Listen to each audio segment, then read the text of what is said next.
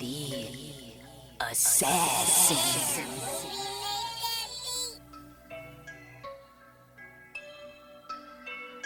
You know I break necks, call me Jack Tate. I have no regrets while your life is fading. I'm a crazy fuck equivalent to Satan. When I'm behind the mic, I feel like the greatest. You know I break necks, call me Jack Tate. I have no regrets while your life is fading. I'm a crazy fuck equivalent to Satan. When I'm behind the mic, I feel like the greatest. What up, y'all? You're listening to Sports Talk with Tropp, and I'm your host, Katie Tropp. Well, I am back from vacation, had a great time in Vegas, and man, I get back from vacation, and this is a fantastic week one of football that we had. I mean, usually week one is very sloppy, but damn, we had some crazy-ass games this weekend, and let's just go ahead, and since I didn't discuss last week's games, let's go ahead and start it off with Thursday Night Football with how the season opened between my Dallas Cowboys and the Philadelphia Eagles. I was actually in Las Vegas for that, which was fantastic. I stayed at the Venetian, and if you've been to the Venetian, you usually get 3 TVs in your suite. And so yeah, I literally had all 3 TVs on in my suite. Ordered room service, had a great time, even though the Cowboys lost 24-20. Didn't give a shit, had a fantastic time. It was great just sitting and yes, I was in Vegas just sitting in my suite watching the game by myself because that's how I prefer to watch games, completely alone, so I don't have to hear stupidity from all you other retarded fans who have nothing but dipshittery spewing from your mouth for the majority of the game. So I prefer to watch them by myself, and so it was fantastic having it on all 3 TVs. One of the TVs, of course, is in the bathroom too, so even if I take bathroom breaks, still on in the bathroom. So yeah, I had all 3 TVs with Cowboys on, smoking some weed, because that is another reason why I was in my room as well, so I could light up while I'm watching the game. But even though the Cowboys lost, they really gave away the game with the George Pickens penalty, because they were in scoring position, and they easily could have at least got 3 points on that drive, and instead ended up fumbling the ball right after the Pickens penalty, and then that set the Eagles up. But then they had a lightning delay, and I kind of feel like that slowed everything down. And the first half of the game was all offense. Second half of the game was all defense from both teams. And CeeDee Lamb had some drop passes, but you know what? I expect CeeDee Lamb to step it up and improve his game as the rest of the season goes on. I don't expect to see that happen regularly when we go CeeDee Lamb's way. But what I was most impressed with was Dak motherfucking Prescott. If Dak Prescott plays quarterback like that every single game this season, y'all better watch out. Because Dak looked poised. He was throwing darts. I mean, usually Dak's passes tend to fizzle out, especially the long. He's not real good with the deep ball. It tends to fizzle out. Not this night against Philly. He was just delivering. We did not lose because of Dak. That is 100% not on Dak. That guy, if that's the way he's playing quarterback, dude's winning MVP, and we may have a real good shot at the Super Bowl. Now, I also like what I saw from the offense, because as I said, with all my early season predictions, I predicted the Cowboys offense was going to do well. And what I saw, we finally have a running game. Offensive line looked pretty solid. Dak Prescott looked amazing. CeeDee Lamb, outside of the drops, looked great. George Pickens, outside of that stupid boneheaded penalty, he actually played pretty well, but I mean, that's what you get with Pickens. Sometimes he's going to do boneheaded shit, but he's going to make some good plays for you. But finally having a ground attack is something I like. So I liked what I saw from the Cowboys. And then, of course, the Eagles were just the Eagles. Jalen Hurts was very difficult for the Cowboys to stop. Saquon Barkley, very difficult for the Cowboys to stop.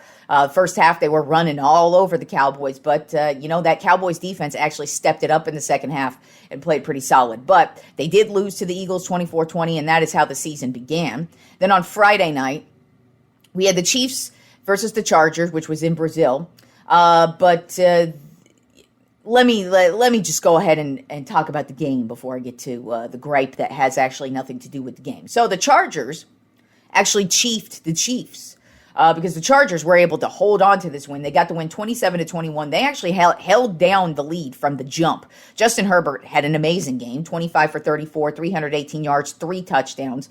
but it was just absolute domination from the Chargers. But what I loved is that every time it kind of felt like the Chiefs were getting back into it, the Chargers were like, nah, you're not getting back into it. And towards the end of the game, when we started getting to around 3 minutes, and then the 2-minute warning especially, I was like, you need to make sure you don't give the ball back to the Chiefs, and you need to chief the Chiefs, meaning you need to just run this motherfucking clock out and just take this win home. And that is what the Chargers actually did. Now let me get to my gripes. This game was on YouTube. Let's first start with, and I know I'm not in the minority in this because I've been reading, but the majority of us weren't really aware that this was on YouTube. Just general YouTube. If you went to YouTube, it was the first thing you saw there. But then also, too, it's like it's hard to get it on your TVs, which for me, I like to watch my games on TV. I know it's really weird that I actually like to watch things on an actual TV, but that's how I watch shit. I do not watch shit on my phone. I hate watching shit on my phone, as a matter of fact. It is a pet peeve of mine is watching shit on my phone. I do not want to watch sporting events on my phone. I want to watch them on my big-ass motherfucking TV. So that was a problem right there for me and many other people. But I actually have a friend of mine who works in a sports book. He's worked in sports books for a few years now. And guess what? A sports book. Now, I think we all would expect a sports book to have these games, right? Well, guess what? The sports book was even having issues getting this game coming up on YouTube. So, and then I didn't see the pregame because I was actually traveling on Friday. I was traveling back from Vegas this day. I actually happened to get home like right as the game was starting. I missed kind of like the beginning of the first quarter. I think I got there at the second quarter-ish. But anyways, so I didn't see any of the pregame, but I heard that the pregame was exceptionally terrible because they had a bunch of like influencers or a bunch of nobodies who none of us knew. And so that was an issue, but it sounds like it was a big resounding fail for the NFL and this whole collaboration with YouTube. So those were the big gripes with me with that specific game. I thought it was fantastic that the Chargers were actually able to beat the Chiefs and start the season off right. So let's get to Sunday's games. And we had some just crazy games. So let's start off with the Pittsburgh Steelers at the New York Jets. We just happened to get Aaron Rodgers' revenge game right out the gate because he was with the New York Jets the last 2 seasons.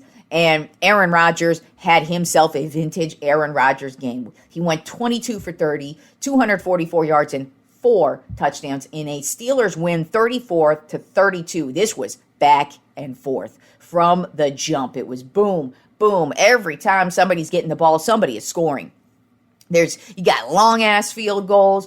You got just so much amazingness going on in this game. But the Steelers were able to drive down the field, and their kicker was able to get a 60-yarder in there for the game winner, 34-32. And just a huge game from both teams, but the Steelers walked away with the win. Then the Tampa Bay Buccaneers at the Atlanta Falcons, another crazy matchup where 2 teams were going back and forth from the jump. Went down to the wire. As a matter of fact, Young Hui Koo of the Falcons, he's not usually missing these, especially at home, and he missed the game-winning field goal to let the Buccaneers get this win 23-20.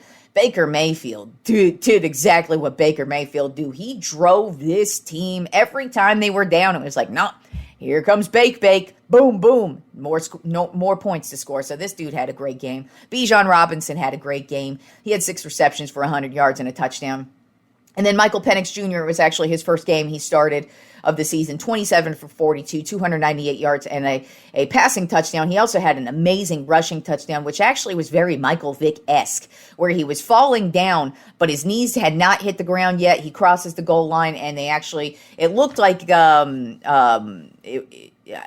was a fumble, I believe. I could be wrong. I might be mistaking it with another one. But either way, they ended up calling it a touchdown in the end. And so Michael Penix Jr., he actually balled out in his first game, even though it was a loss. Then we had another crazy game between the Cincinnati Bengals and the Cleveland Browns. Usually these are actually pretty crazy games because they're in-state rivals, you know. I mean, they face each other twice a year since they are in the same division as well. But but still, I mean, it was back and forth, shockingly, because the Browns just have a terrible team. Other than Myles Garrett, this team is going to be struggling all season long. But the Bengals, they kept it right there. They basically only lost this game because their kicker missed an extra point, and then he also missed a field goal as well. So that did not help him. But the Bengals got the win 17-16. And like I said, it was just a back and forth affair. And, Joe Flacco, he is right now the starting quarterback of the Cleveland Browns. And he went 31 for 45, 290 yards and a touchdown. So that's not bad for the old dude at the quarterback. Then we had the Miami Dolphins at the Indianapolis Colts, and the Colts went off. They got the win 33-8. Daniel Jones, this is his first game at quarterback with the Indianapolis Colts. He'd been with the New York Giants for the past couple of seasons, and now here he is with the Colts getting the start. He went 22 for 29, 272 yards and a touchdown. And Taylor had 71 yards on the ground. Pittman had 80 yards and a touchdown. So it was an all-around excellent day from the Colts. And the Miami Dolphins, I didn't expect much from this season. I really kind of expect them to struggle this season, and that's exactly what you got in this game, and I was not shocked at all. They were already yelling at each other on the sidelines, and that's just not what you want to see in Week 1. Then we had the Las Vegas Raiders at the New England Patriots, and this was a pretty close game, but for the most part, the Raiders held it down the whole way. They got the win 20-13. Geno Smith had a phenomenal game, 24 for 34, 362 yards and a touchdown. Ashton Janty, he only had 38 yards, but he had a touchdown as well, but still, I mean, that's as long as you get in the end zone, that's all that matters, and that helped his team get the win. And it was just an all-around solid game from the Raiders, but you look at it, and this New England Patriots team, I really didn't expect much from them this season. For some odd reason, I think a lot of people thought they were going to have a decent season, I guess. But to me, I just looked at their roster, and I felt like this was going to be a struggle of a season for them. And I felt like this was a game they could have won and maybe should have won, because they probably are not going to get a lot of wins along the way this season. Then we had the Arizona Cardinals at the New Orleans Saints. This actually ended up being another close matchup as well, but the Cardinals held it down the whole way. They got the win 20-13. As a matter of fact, Kyler Murray almost didn't play because he ended up getting sick before the game, and so he ended up playing, but it looked like it was going to be close there. But so maybe that's why they didn't score as many points as I expected them to score, just because I don't expect a lot from the Saints this year. They have basically nobody at quarterback, and it's just going to be a terrible year, I feel like, for the Saints. But the Cardinals got a win that they should get, 20-13. Then we had the New York Giants at the Washington Commanders. Commanders commanded this entire game. They got the win 21-6. This Giants offense looked atrocious. Russell Wilson, he was just running around. He looked like he had no idea where to throw this ball at all. And it just was a bad overall day from the New York Giants. Washington Commanders, they didn't ball out, but hey, they got the win. And like I said, they dominated the whole way. They had this lead and never looked back. Daniels went 19 for 30, 233 yards and a touchdown. And Deebo Samuel, it was actually his first game as a Washington Commander. He had 77 receiving yards, but he also had a rushing touchdown on the day as well. Then we had the Carolina Panthers at the Jacksonville Jaguars. Actually, pretty solid day from the Jacksonville Jaguars. They got the win 26-10. Trevor Lawrence, 19 for 31, 178 yards and a touchdown. But the running back, ETN Jr., he had a huge day, went off for 143 yards. And I think it was more just, I don't want to say it was domination by the Jaguars. I just feel like it's going to take a minute for the Panthers to find their way. They are a young team. But the Jaguars did what they're supposed to do and got the win, 26-10. Then we had the Tennessee Titans at the Denver Broncos. And the Broncos, shockingly, did not show out as well as I thought they would. But they got the win 20-12. Kind of just hung on to this one. It was pretty close for the most part in this one. And then the Broncos pulled away in the fourth quarter. Bo Nix had a pretty solid outing, 25 for 40, 176 yards and a touchdown. And Sutton had 61 receiving yards and a touchdown as well. And just solid win from the Denver Broncos. Then San Francisco 49ers at the Seattle Seahawks.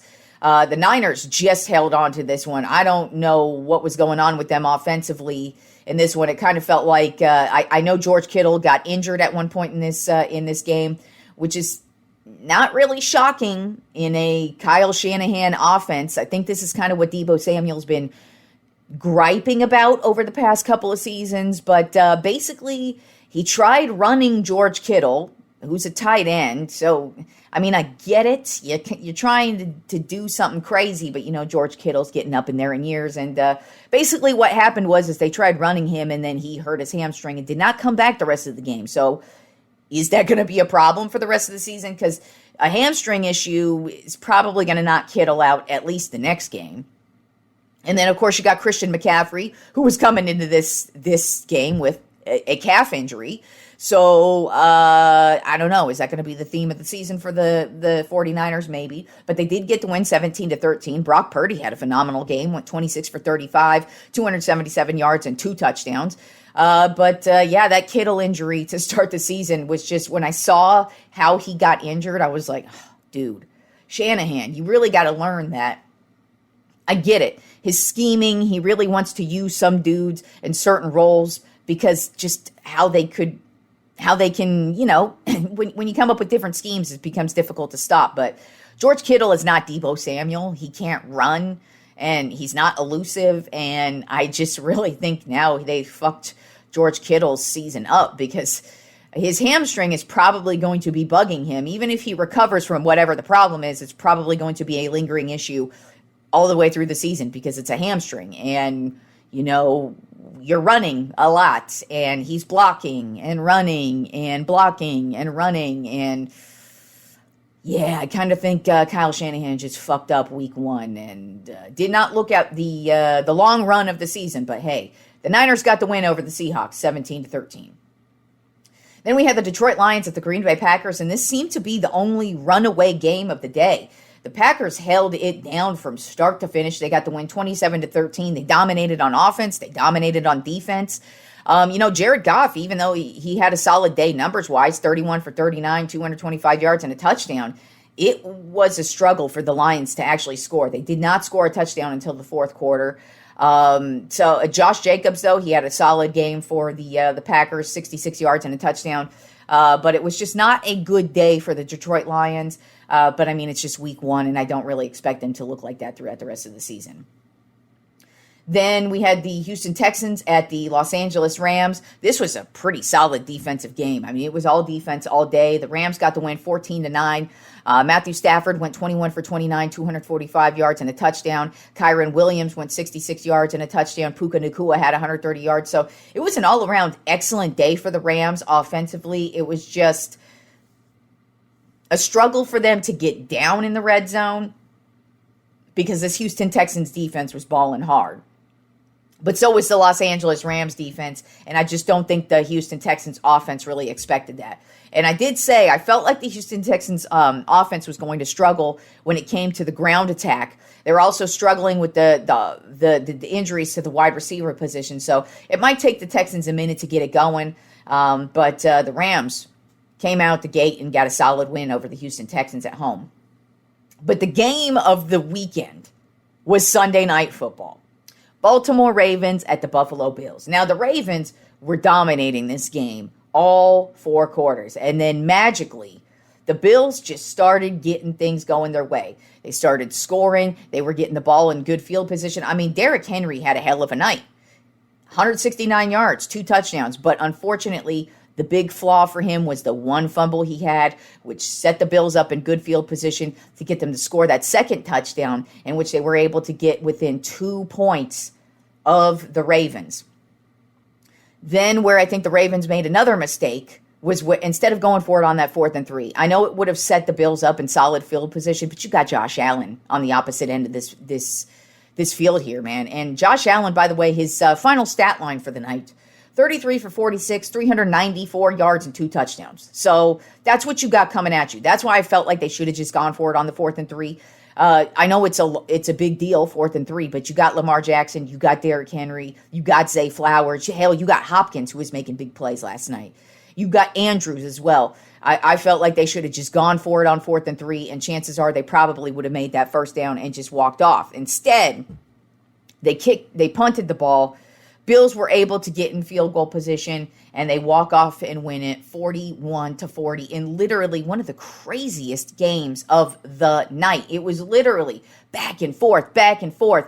Like I said, the Ravens were leading this charge all night long, but the Bills were there, and that's how the Bills ended up getting the win. And like I said, game of the weekend of week one. But I mean, it was a crazy week one. It was a great week one. And hey, we still have us a Monday night football game tonight. So Monday night football tonight is Minnesota Vikings at the Chicago Bears. So I think Chicago's going to do better than last year. I don't think Chicago's going to light everybody on fire, but I definitely think they've got a shot at being a wild card team. Minnesota, I think, is going to suck. I just don't really believe in J.J. McCarthy, and I just feel like there's a lot of questions remaining with this team until we see what happens with J.J. McCarthy. So since the Bears are at home, I'm leaning towards a Bears win. The Vikings are actually right now favored by 1.5, but I've got the Bears at home 24-16. And this is the 5th year in a row that me and my homie Simon Ruvalcaba, we're going to be doing our head-to-head matchups. He's lost 4 years straight, but good for him. He had a solid weekend to start it off in week one. This week I went 10-5, and he went 13-2. So he's got a nice solid lead up on me going into this game tonight. We both have picked different teams. He's got Minnesota. I've got Chicago. He's got Minnesota winning at 20-14. I've got Chicago winning at 24-16. But like I said, for me, Chicago, I just feel like they're a better team than last year. I think they've got a nice, solid coaching staff, and I feel like they're going to come in here and be one of those teams that just fucks some shit up for some people. Maybe not one of the best teams in the league, but I think they're going to be right there as a wild card team, whereas I think the Vikings just not going to be very good this year. But we'll see how it goes. It's only week one, and we had us a great week one, so it's going to be interesting to see if the Vikings and the Bears are able to keep it moving. All right, so let's get into baseball. And gotta say, when I was putting together my power rankings here, since I was on vacation last week, when I'm on vacation, I literally unplug. Yes, I watched the Cowboys game, and I did watch a Yankees-Houston Astros game as well, because I just happened to be like in my room, smoking, chilling, just kind of wanted to relax for a little bit before I headed back out and kicked it on the strip a little bit.